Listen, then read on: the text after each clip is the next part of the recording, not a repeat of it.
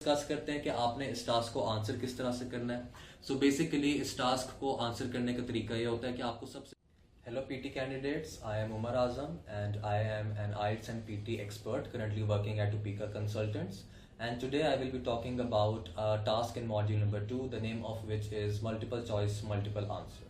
So basically multiple choice multiple answer में candidate को एक पैसेज प्रोवाइड किया जाता है and the word limit of this passage will be about up to 300 words, यानी कि 300 वर्ड्स तक का पैसेज आपको दिया जाएगा इस टास्क के अंदर। आपका टास्क होता है कि आपने इस पैसेज को रीड करना होता है and after reading this passage आपने एक मल्टीपल चॉइस क्वेश्चन को अटेम्प्ट करना होगा, right. So basically the description of this task is very much similar to the description of multiple choice single answer. In fact आप ये भी कह सकते हैं कि multiple choice multiple answer is a modification of multiple choice single answer.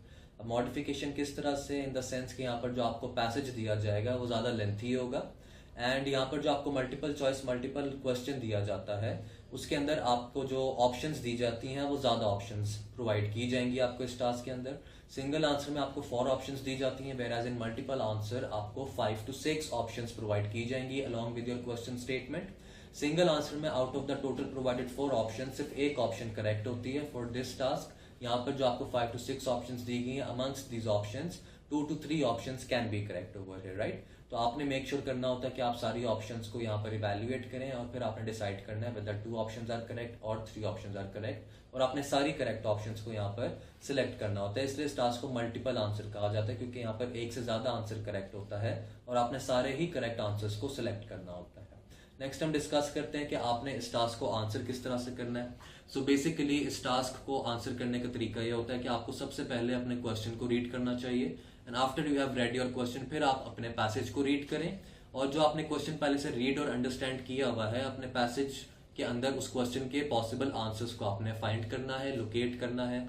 After finding the answers in your passage go to your options, अपनी options को read करें एंड अपनी ऑप्शंस को इवेल्युएट करें। Evaluate basically means to differentiate between the correct options and the wrong options, और ये differentiation आप कर सकते हैं on the basis of the elimination method, जिसके अंदर सबसे पहले आपने देखनी होती है कि क्या ये ऑप्शन मेरे क्वेश्चन से रेलेवेंट है या नहीं, which means you need to look for specificity over here.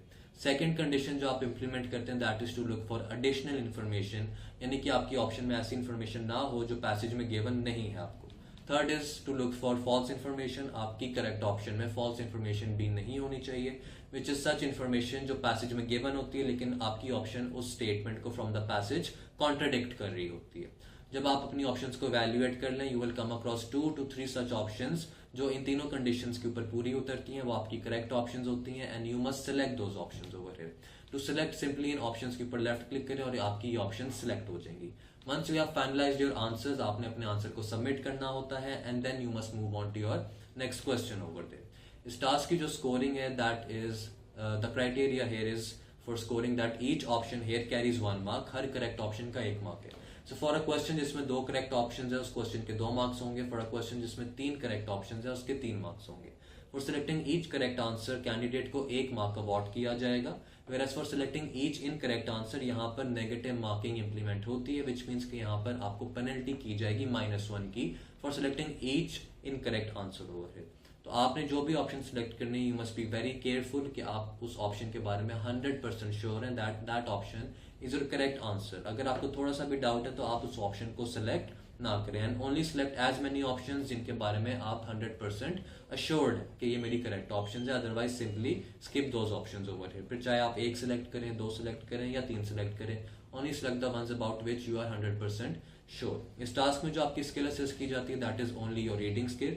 The weightage of this task is 3%, और इस टास्क के जो आपको नंबर ऑफ क्वेश्चंस आएंगे at the centre that are only 2 to 3।